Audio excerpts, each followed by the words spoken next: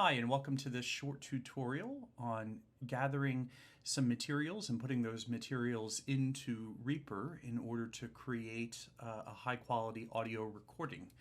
The first thing we're going to do is download two programs, and then I promise I'll tell you what we're going to do with both of them. The first that we're going to talk about is a program called Any Video Converter. Now, what Any Video Converter will allow you to do is if you happen to find a great backing track on YouTube or another site that has video files on it, and yet you need to make an audio file out of it, Any Video Converter is exactly what you need. It will convert it from a video file into an audio file for you. If you just Google Any Video Converter, it will come up. However, they have a whole bunch of different programs. Some of them cost money. This one is absolutely free. So just make sure you get to the Any Video Converter freeware and then download. It's available for both Windows and Mac. So you just click the download button and go through that. I already have it on my computer, so if you want to press pause right now and take care of that, I'm not going to go through that step. And then after you're finished downloading that, the second download we're going to do is the audio program called Reaper. Now, Reaper has an extensive trial period of 60 days, after which you're not in any way locked out of using the program. A pop-up just lets you know that, hey, you've been evaluating the program, and if you find that you like it and want to continue using it, I highly suggest it's $60 for the program, which is about a fifth or a sixth of what Pro Tools and similar products will cost you, and it's just as powerful. It'll do just as much as you want it to do. And so here on this download page, you're going to go to reaper.fm, or you can Google Reaper. It'll be the first thing that comes up. You're going to click on the download Reaper button, and it takes you to a couple of different options. Down here, we've got Windows, and then we have a couple of different Mac options on the side. And all you're going to do is click download and go through that similar process to the Any Video Converter. Again, I have it on my computer, so I'm not going to go through the download process. However, I did want to show one quick thing.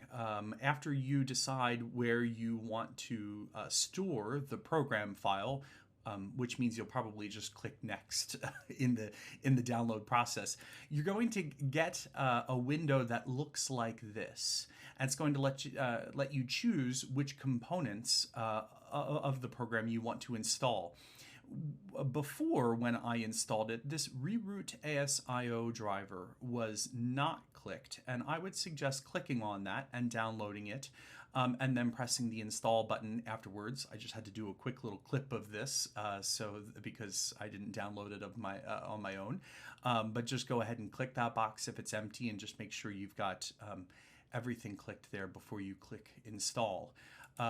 Again, now might be a good time to press pause in order to catch up with where we're going to be at. And the next thing that we are going to do is we're going to go back to Any Video Converter. If we open it up, this is exactly what it looks like.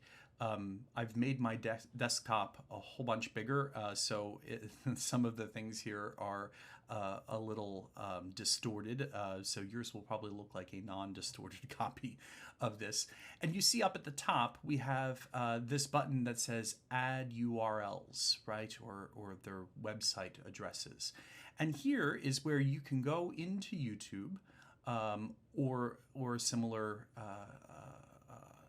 platform, and you can find a link to a video that has the backing track that you really want, copy it, and then open up, click Add URL, click the plus button, and then paste by right-clicking and pressing paste. And there you've got it right there. I made sure to choose a nice short video, so when I press Start Download, it grabs that video from YouTube, a performance with a choir that I did, and it starts to download and to make sense of that video. Now, I did not expect it to take this long. So I will just go on to the next step and act like it did do that. So once it's done, you want to go over here to where right now it says customize MP4 movie. And you want to click on that because it gives you a number of different options here. Now, unfortunately, it's turned out that one of the things that has gone away are these nice little icons that will be very easy for you to see right on the side here. They should be lined up. This is one of those distortion things that I was telling you about. And we're going to go down to the bottom where it has the 2/8 notes for audio files. And if we click on that, we get a number of different options. And the two that I would recommend would be to either do an MP3, which is right up at the top, or or a WAV file. Now, the difference between the two, MP3 is a much smaller file, so if you are just sending a file to a student to practice with, or if you're a student and you're sending your teacher a file of you singing, MP3 should be just fine. However, if you're doing anything that you want to be a keeper, I would suggest using WAV. It's a larger file size, but because it's larger, it also contains more information, which means it's a higher quality version of the file. So let's say we wanted to do this as a keeper. We're going to click WAV, and of course this really short video for some reason is taking an enormous amount of time. Let's pretend that it had downloaded completely, and then we clicked WAV to let it know that we wanted a WAV file, and we click Convert Now, and within seconds on your screen a window will pop up and will show you the file that you just created. Now, I would recommend at this point to take that file in that folder and to drag it onto your desktop for nothing other than just remembering where it is, because I think it creates a folder a couple folders deep, and if you're not careful you'll forget where it is and just have to go through the process again. So drag it onto the desktop so you know where it is. So now we have our backing track, right? And now we're looking to figure out how we can import that into a program that we can sing along with and record in real time. And that's where Reaper comes in. So let's go ahead and open up Reaper, and we end up with a pretty blank canvas here to start with. Now, the first thing that you're going to want to do before we worry about anything else is you're going to want to go to the top right of the Reaper window. And right now, mine has a whole bunch of information in it, a whole bunch of numbers and letters that might not make a whole lot of sense. Yours might say audio device closed, and we want to click on that because when we do, there's that audio device closed that I was telling you about. It brings up the audio device settings. This is essentially just letting Reaper know, hey, here's what I'd like to use audio-wise in order to make music. And if you have an external audio interface, something that you plug mics and headphone cords into and out of, that's not your computer, you're probably most likely going to want to choose this ASIO setting. However, if you don't have that and your mics and everything are just simply through the computer, you're going to want to go to Wasapi, which is my favorite new word to say. We're going to keep it in exclusive mode, and then you're simply going to choose your input device, which is whichever microphone you want to be using, and then your output device, which are your speakers, your computer speakers, oftentimes default output. If Windows already plays everything the way that you want it to, default output means it will default to whatever Windows tells it to do. And so that can also be your option for the input device as well too, is just to do default and default. And as long as they're normally set up that way, that's fine. And then it gives you your preferred depth down here and sample rate. You really don't need to worry about those things. However, I did want to mention block size quickly. Block size means how often or how large of a block of information is the program going to gather before it then stores it and then gathers more and stores it and gathers more. Now, what that means is that if you have a newer, faster computer, you can actually do a smaller amount of time that information gets shared back and forth because your computer can move quickly. The default here is 128. I think that that's totally fine. If you wanted to, you could do half of that. We're going to do halves and multiples here. So half of that being 64. And you can see down here at the bottom this latency, 1 millisecond. That dropped from 2 to 1. And if you have an older computer, 128 might still be okay. Test it out. If it's not, what happens is that there will just be pops and crackles in the middle of your recordings, and which obviously you don't want. But it's moments when the computer just couldn't keep up. And so if you need to, you can increase this block size to 256, again, just going by multiples. And you can see that our latency went up to 5 milliseconds. Still a very minute amount of time that just is really not very distinguishable.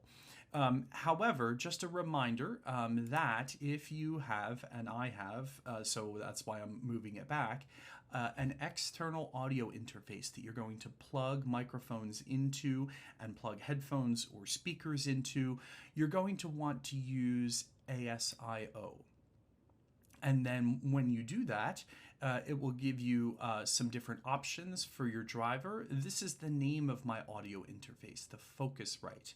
And so you want to make sure that something that looks a little bit like your device is an option here. And if it's not, you may want to go to the website for your particular interface and see if there is an ASIO driver that you can download.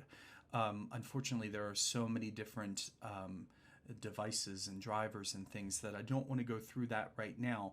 But if you just type the name of your interface and then type ASIO driver after it, one of the first things that should pop up on Google should be exactly that. I don't know what we did before Google. So once you have the correct driver here, just make sure that it's got a decent amount of inputs and outputs, that your sample rate is what it should be.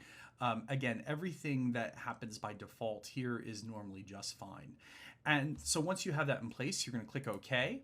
And hopefully what happens is that a screen pops up or a set of confusing numbers and letters come up to let you know that, hey, this is the audio device that we're going to use and we're ready to go. If it still says audio device closed, you might want to go back in and just take another look at some of those settings or try to do some troubleshooting online.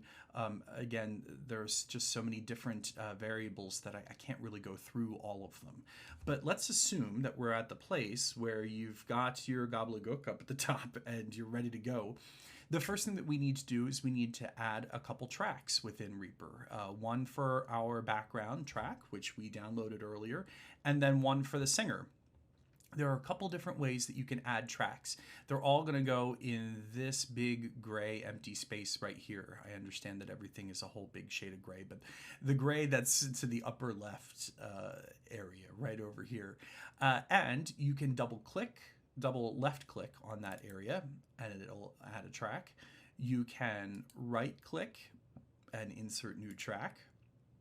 You could even, from right here, go up to the insert menu and you go to insert menu and insert track. So a couple different ways that you can do that.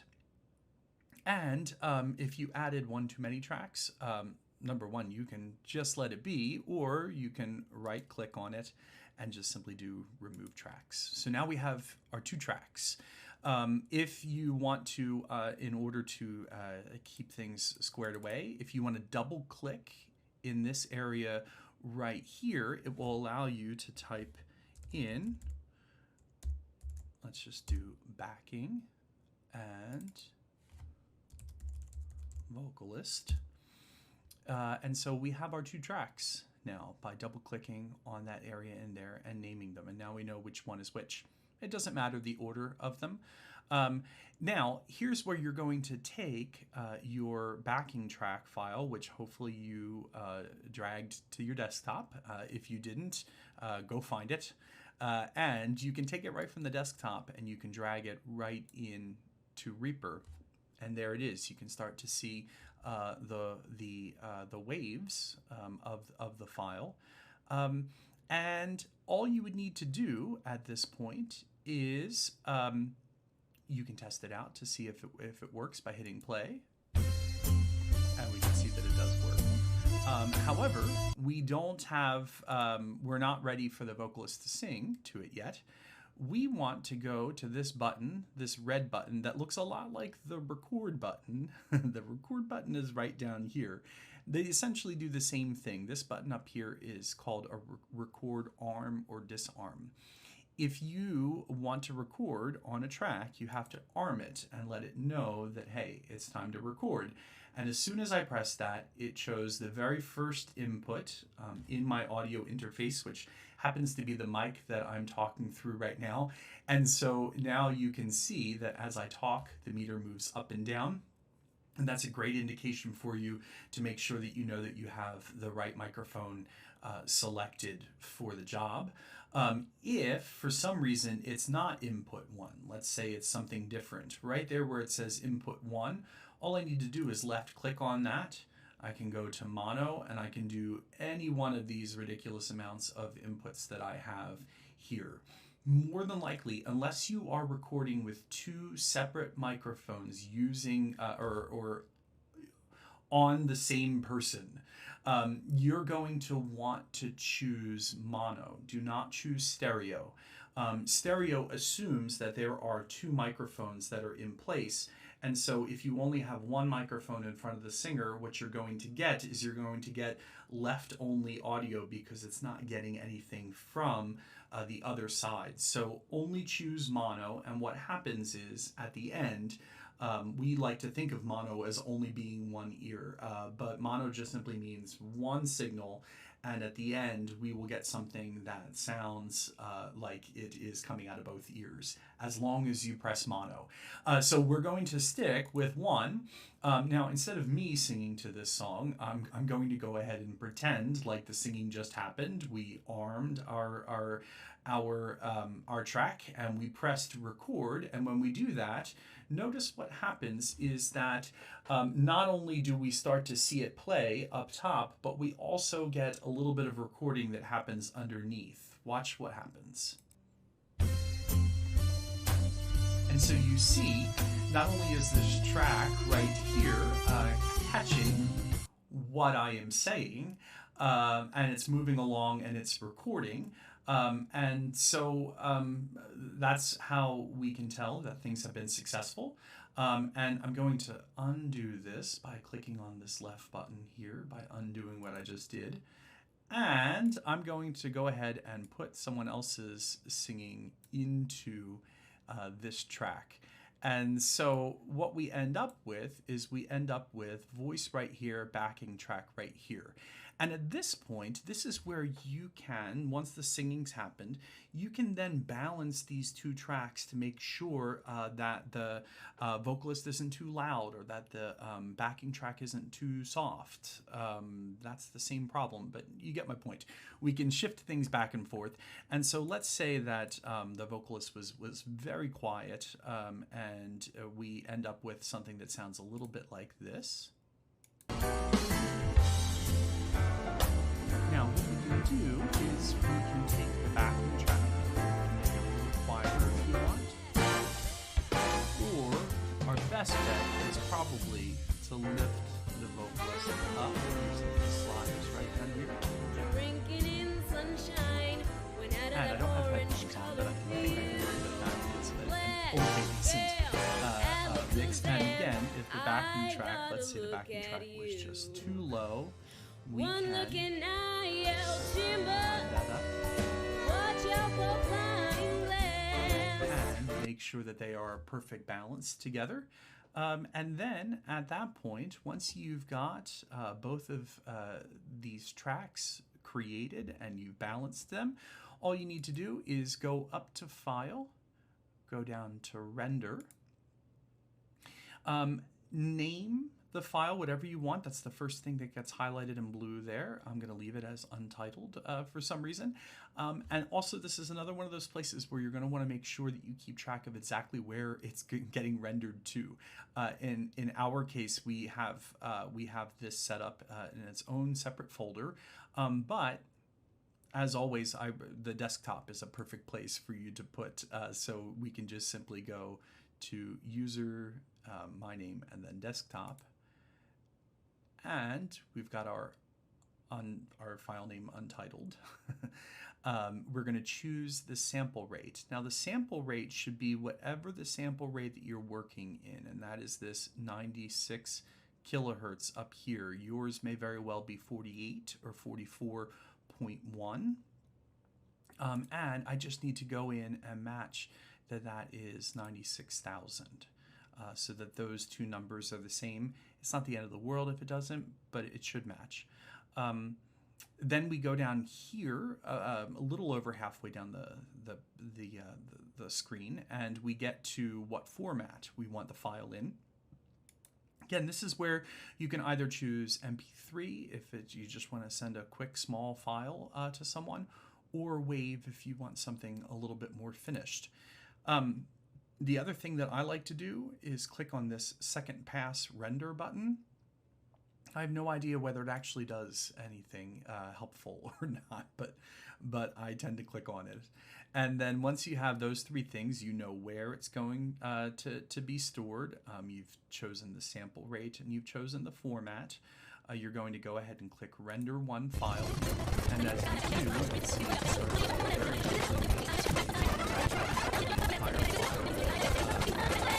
creating an audio file out of it. Now, what's nice is that it also gives you down here at the bottom. It gives you numbers that for the most part will be, but you want to make sure, do you see where it says peak? You want to make sure that that number and this clips number, that the peak always stays in the negatives and that the clip never has anything under it, that it's a 0. If it does, you'll see some red lines somewhere within this recording that will let you know that's a spot that's too loud, at which point you need to go back and make things a little bit softer.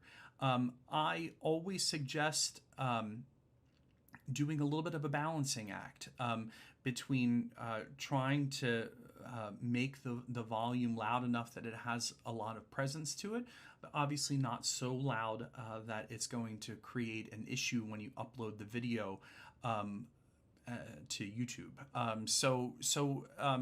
Just watch this here. Make sure that, I would say that a good peak would probably be like anything -6 or -7 above. But again, nothing that gets above 0 or even to 0. I would say maybe try to stick at -1. So from -7 to -1, and then no clips certainly is what we don't want. And then at that point, you can close this out. You can see that my wonderfully titled, untitled file is over there on the left, and we have created a file that that has both of the backing track and the voice synced in real time, and then balanced afterwards to make sure that everything can be heard correctly. The last thing that I wanted to say before we go is that I am willing to make a second tutorial showing how to use not only Reaper but another program called OBS to do exactly what I'm doing right now, which is syncing video and audio together, so that if instead of just an audio file you wanted to create the whole shebang at once, you wanted to capture video using a webcam, and you wanted to capture the audio using your microphone and audio interface and combine them together into one, I'm happy to show how to do that, but I wanted to keep this intro as short as possible. I always make them go longer than I mean to, but hopefully this gave you a very good introduction to how to use this program. It's there's a lot that it can do, but there's a simplicity to it as well too that hopefully you find yourself successful at. So thank you so much, and good luck.